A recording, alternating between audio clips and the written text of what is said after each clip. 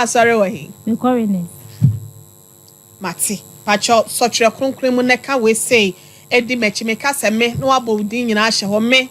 Me ya akrama. Ya dodo na afra me. Dodo na afra me mother. Mikita tre kronkron. Ehye bo se. Enkomo a me bedi ni hei. No krenko a. Kontompo nim. Ti Erade boa me. Court order odifo asori. Atoma ni anwoso. Mother, every idea be na how was step sister why all day. Bacho, me papa ko ware ono ne maame. Before me papa be hu sa me step sister ne maame no. Na oma wo me bra panyi. Sa me step sister ne maame no ne last born ne me papa ba. To boase. Baby out the free baby obema ya bre. O papa ne o maame etena ase. Bacho. E na de na asie. Omutena ase no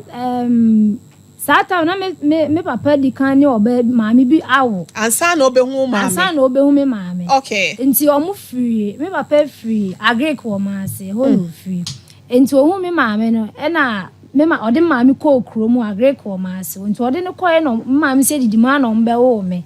Nti ase na ne yire ba ko no ho no nti na maami according to maami se ase omaye se omu wo ho, omu ni ho, omu wo ho. Nti na maami ne me maami e ko ntokwa sa nti Mama so me 2 years time no wo me chiri ba nti didi mu ana asetena na mwa ntokwasem no free ho. Wo no 2 years time e na maame ba ko no so e wo ya na se wo maame sa wo ye. Okay. Nti didi mu ana o free wo ma ase wo na obetena asafo. E no no wo hwe nti me dia me kan se me drew class 3 na me papa nhwe ye. E ma maame di ne kone na mbaabi aisa dobs na enso ambaka Emma me di ebe gu me papa so agree ko ma ase wo. Enti saatema me wo no mo no na papa wa asase bi wo ho no ma no wadua banche ne bode ani na wo so ani ekotu banche wo ho. Emma ye di bre Mr. Mother ne ma ne di wo fufuo. Enti di ma na ma me ka say ontimi sa ma yenka ne kura ne su biem no sa be fa ye. E no be fa so duemo Emma me na Lawson Beverages Company Limited. Delay my capsules and na afe Lawson Local Mixture and ne eye de ka won abusia ai misro nyabi na ebobo ema mema sem no bibia entimi enyina so emfa ema odifo de bia wodi ho adanse enya no a enkanya se na wagina mu yie na oba no atimi emiemi osise ekina ye kama delay my capsules ginem ne ma no emo mu nsem ema ho nejira musa belodria wa bra mo fa bie madede afi ba jaundice ya na wa pedile loke ni bi anum na bibia koye abusia bomode afra 0248 619 999 Samsung A06 eye phones pacho eya from ho bosu wa bra wo koje Samsung Galaxy A06 ni bi eye new one aba na enema ewo so no battery ni ho den ebebo amakomodie ene udwumedie bibia akoye abusia fa wadi chemo Samsung shop bi ebenwo na ekoje Obour device ni phone no ebcs Sompa TV yaka ho asem na St Andrew Senior High School wonom se womo efrefra wo fo ne ahwefo se mo mana afena wonom ewremu wo senior high school no admission no is in progress SHS 1 2 and 3 na busia bobodia na F1 ni eche ho na entimi emu 2024 2025 no na wochi ebinom na asifo su na wowo enti Rich FM no obeni pa 0244 696911 ya na wafre no Medimafo eba hospital Dr. Tam da so fa won sabo wo ya de no eso na stroke wa how akan wato for much Dr. Mame diabetes a situation ya de prostate ho a enwa no ene de ese ni nyina ya de bia no ewa kwa agogo kwa se maira enkan ena wo 0244 774282 Joy Kem and Chelsea Papa Pet Free and Chebebo Homcomosis. Now Grofyne, Coco, Yata Kwashakofa Bagana Haseno, a moon yache, and we are in no ashe moment to Hasemum Rayo, and Yadia how do you know? I will see a bit to us here. Umucha Riana when you be 0244 596532. Now a bit to me about time about Miss Jabusia. What's a one kaya no kope won no ni bia to Leicester Ghana limited. Yazz sanitary pads. E be bo papa. Oso me so a me sra. E ma ne ma pepe fa we basa na ye du ase. E de amount. Ntaba na wo wa. Na akono. Mr. Obour, when they was hina dia mo. Wo de formu. Wo de mo a. Pepe mfa ho. Bedasi. Ko shop bia mo kope bi tuton ne pe bi fa siesie wo ho 0501 390-337 Holy mosquito spray and quail. When the hour class open and I'm a ground, the mosquito quail is spray. And 18 marketing can take a send woman. 15 minutes. 030220 37623 na Obour Express Group me ko abrochiri me ko the holidays Express Group na de me ko me akasa me ko bo degree me ko bo professional agony etiyen ko Express Group hoti na wo do be ko abrochiri George am do be ko hoti Ebusia kone kwaye adwuma akosia de na ekotone ma eton na entimi emmoa wa bra kwantu ohun sanda de no ma do to for Express Group for ni chemo kumasi asafo labor runabout enkran tema isle gonta krade sinyane tamale bibie ni wabo won sese ni bi ewo ho 0249000448 Ghana Gross bebu dia bay na kope adwuma eye 0308 255-775 0308-255-775 Bishop 75 Enterprise the ne board da for me papa no e na wo ko e ma cho de da me ko mu e fe pa e wa ne fe silver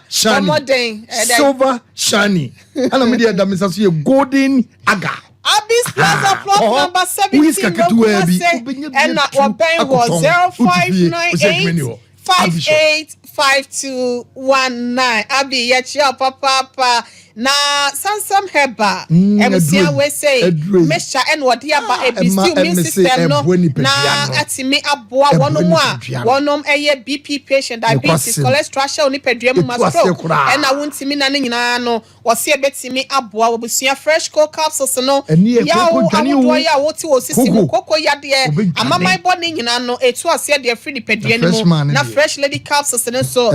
ese ma ama wasena yekuma bi na ache emane nyekuro basa acho wunya ache de konya na eba no ebusia kana eba mesanso eti de ya de ne fiba no ebetu ase pharmaceutical shop bi emu abusu wo 0243 459 319 Yanko Obour and Medical Research Center. Obour and Medical Research Center. Eba entini mo jamwa yaresa. Wono ena edimi ewomu. Stroke ya de. Ohuna mo ye otititi wonsa ene wonan no ebetu de free wo. Ye wo bia no. Omodia preke powder. Odi aba eno so boa e ojawe eya de dru. Eno si no de heba betesen so mo amusisi emreyo edware mo ne ma ne mema munya bi na entimi emwa mo ebusia fra 0257 472 506 yankwa ejoso krapa e Dawood Herbal Clinic oti jimi o enfa dwamaso nsiwo na mo yade bia fri utri kopo na ase ko na nya 360 ni binum na de wantima tuni twia na wo senso a oti sew Dr. Dawood Nyankopon unhira pa so esa ya ho ya wadro beda etese na ka wa bre e wo dwuma so 0241 244-012 na bibia so etimi akoso ede amount mother ena na wa we say na ye dai ena ma me 2 ye ena o sa be fa mo Odia banchi wo so kra na ye kotu bi we ba Mr. Madam man di kasegu microphone mo ma eti mpache mu honum na ma me sa be fa ye free onti yamba obie yanko wo ma se obie mantimi USHS JHS ena me sa call onti me call na sebi na me papa ho mfa no na me call me papa ba panyin ho nti me sa me papa ba panyin na nam ne so a me wura SHS mu eti bi odi me wura SHS mu so manwie wo ne se na me say free ho nti man san ko ho bi me nti me wie SHS na me sa ko na me kote sem papa ewu sa me bra na o me number oni obi ana makro me number papa wi wan frɛ ya mo ya mane wan ka hwe nti ye ni mu hwe o bra na o papa din ka wo no no odi obi foforo wo no no wo number o papa to form no wan mo mama ne na ma me nso nim ma me nim no yes wo no aye na eye na oje ni san abode ni mpo de wan frɛ enye ya na abusuafo papa abusuafo no mo nim se o papa no esa wo ma bi won chen me omunim pa according to the odi mi papa de no oso wo kono honum so onfa me number ma na oso oni me number okay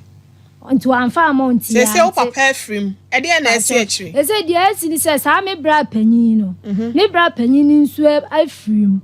oh do me papa ba panyin odi nka wo no ni obi wo no no ba cho no nso nti aka o ma me ma no mienu aka ma me ma ne ene de okwa ware no wo kromo wo na ze kromo wo ne ma mienu na wo ho wo ma ase ho oh okay nti panyin na wo wu no nti aka ba ko nso odi for say eye kama ma esa ochicha wakoma mo eye pa eti ba cho ba ko nso okromo nti edan na me nkola brem ni ekotu asase na me nkola bi ekotu banche so si dan si so eye 4 bedrooms sa me step sister na ne ma me de ne be ware me papa no me step sister na fadan na so o ma ye bi eno ne dan edan enko a o papa si ye eno nko a sa na eye 5 but eno nya me papa na si ba ko no ndia me bra na se bi wo no ono ne ne yire ne ma na esi sa da ntende enka eti de minim ne de 4 bedrooms se bi me papa ti ase sa me step sister no wan hwe me papa no ye dwum pa me no ye dwum social welfare me papa si kani na o de hwe sa me step sister ne ma ama se ma ebi wa abrochire ni na ho ebi wa jesi ye kokrom won mo mbe didi atama boye sa enti yanka de ehia so mo wa abrochire ne de papa na aye ne mfonso na ebi o de akohwe baako o asem a wo de ba ye ne se ma de ba ye ne se ye baji ya dan ni asase se ye nyini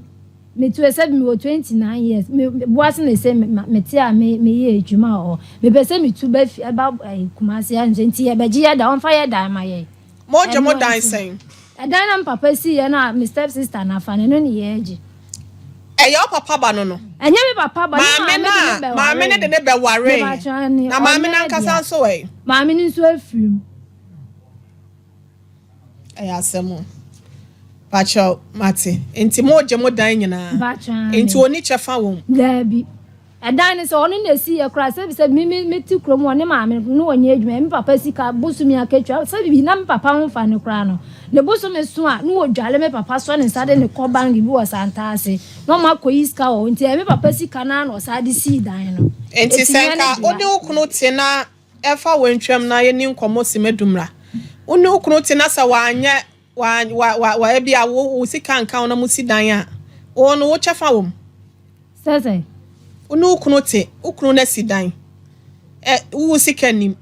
enti wo no chefa kan dan ne ho ase me chefa ka ho eni si yakoche say 4 bedrooms yakoche na se ne maame de ka ho ono wonfa ne maame de afa na wo kasa ndi wonfa ne maame de afa na kasa wo kwaje ne nyina de a ne maame no so wo chefa wo ndi wonfa ne maame de ne enso yemfa ye papa de efie ne na da afidie no so no ba twa ani oh asase na da ne mo no na ye asase no bibia ni so on da bibia ni so betimi asi abrosan store so kolampo di ama han bi o ti ni bi wo ho okay oba no ne de ewom kwa bi so ebusia bacho eden ye siwe enchense no achepa ye kase ya bia obitimi obeka ache wo se nsuo no se tokese pa no a otimi wo se benwuna fa ba bi se de esitie no se nya patch no mbe patch a na enemremu die san chansi we kura nso no enya ade a abefu edan ya abai se wusi bia mpacho stores no mbesi dan ne bia mu a yenko joy cam roofing company ho no assemble akubi na yentimi enhwe enkomotwetwen ya na mensa brampa se watimi ne sister your friend is saying agata so ontimi ne na twen koma na ye hu medo for mother o papa no na edi san yansa na wo free mu JHS na mikomu. Mi JHS na mikomu. Me who time or JHS into say 2010 mo. Ena bra o free mono so yesen. Ene die ya ante. Obete ya no na obete ya this. Me beti almost 2016 o free. Na se 6 years ni nyina na wo hu papa da. Na se ye di asem na chi wie ko hu se o papa ye nsamanse edema oba no anaso odema wo step sister ye. Wanye nsamanse bia be ko papa se na ne ho mfa no. Nti wo ye nsamanse o ma na be sa wo ne di ato no. Tie dia meka no. Satan wo fro no wa hoden. Mi fro no wa hoden. Nti me pa kire se bia okoye will e de to ho a o mo mfa ye be ko ye baby. Obete ase wo sa. Okay. Asem no trinity awa na me sa Abraham pampacho tina se nem sa wone agata etwetwe nkomo no na de epie mo eba ye no ma yentie bi sesie na nampacho me ma wakwa babiem meje so ma mitia na one agata ni ankasa mekuma aba ko so de agata ma michimechia one ne kasa no wosesen me ne agata akasa me friend no kra na o se ode ne ba ko school nam se da bi o me nkasa kakra okay na ye nhunu ba bi e de asem no eto okay o se edin kai papa na anwu a na nka onim se nyene papa no ise papa na tete no na asase a emayi ka ho asem no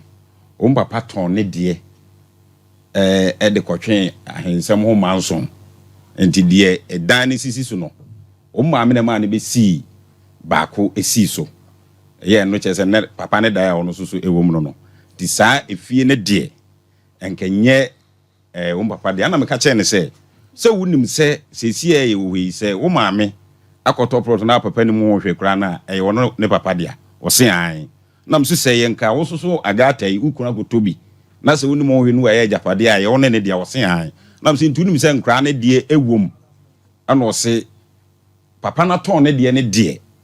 nkra ne nka wonam se dabi omra na ye ntena se na ye nka asem no ma asomdwie mra enti wa hye se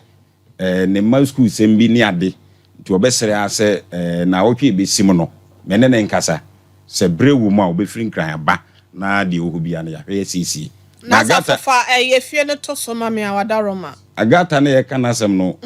we panimu okay wonya abofra te se we also 52 years na se ni nua ketwa anyway na akra we na no ya papa agata na eka o se abebe yi ni nua ketewa no beto no ho ma asem ne ha ni yie pa enti wadaroma o so obeba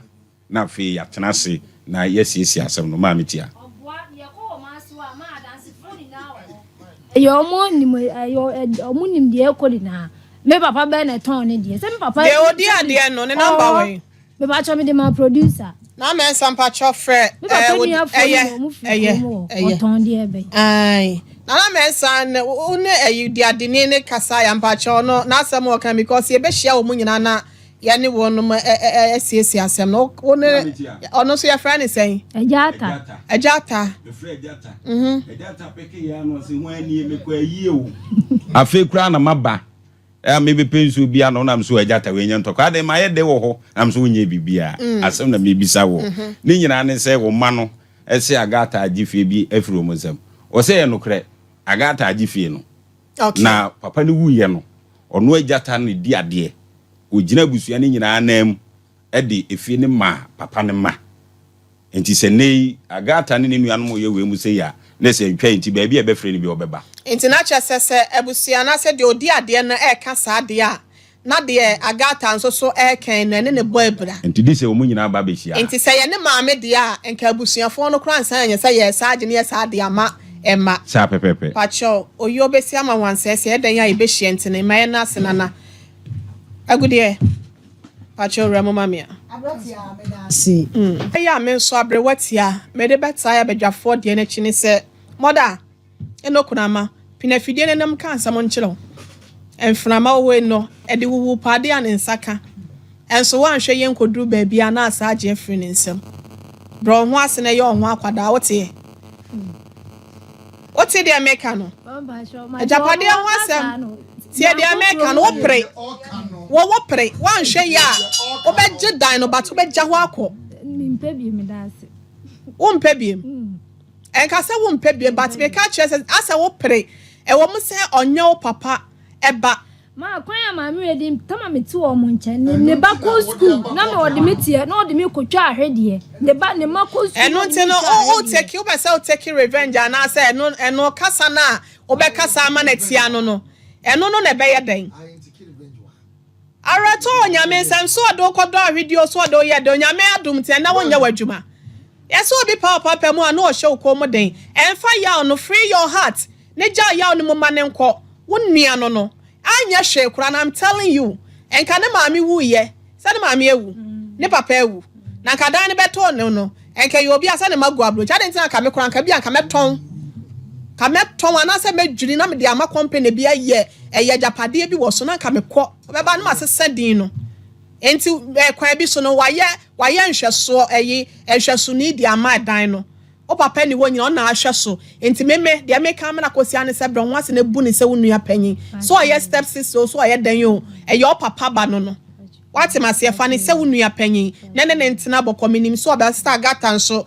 me nka bibia na awie emfa nche de me ka chen se onya bre na omra ma ye ntina se ye nyina ye abusua etire ni tire nke no nche se abonte sofo emefa nkodi waba wo sister wa hu se bia nka obi ibo no kola na se obi tietia obegina wo so tietia no aha bia se o ka se da bi san so na wo so bibi ye wa nka se bia da howu enti asem na aba ye tan asem ye ntan ni penti no mo akoma nkofom ne fa buo ma na mesrew ne ja petere e be hwe se mo chefe ewo mu no mo nsa beka ono so chefe ewo mu no so no ne nsa beka na bibia nso atimi akoye na ebusua kola no on se Yesu Kristo ka se o ma me ne wabusua fo hwehwe o se mabusua ne wo mu a me ne wo mu wa hai o papa de ne wo ben no pa no anya hwe kro no yale ye ne bi obehwe no obesa nso amananom enti waba na wo bepedan ne bi ampa chaw eya abotre kasa boko na de agye wo de wo ne nua de na bibia to atwa wai star gata mpa chaw ebehwe ne ye sole ne obekasa ne ehu da ye behia okwada otwa ma no ana me bu abaso so jani bia wo mo ka si beti atwam wa yi Grofyne na ayi Obour be sa traffic achi wo Grofyne afa de wa say driver ni say masa wo pa mun tun fa wi mesre nko so jani ni ba akote no si ba so masa o si say o si masa ba choram say through pavement ni si adam what you why adam road do na mo mudi ya chi amo be me de me bu abaso share me bu abaso ai I will see 0451931931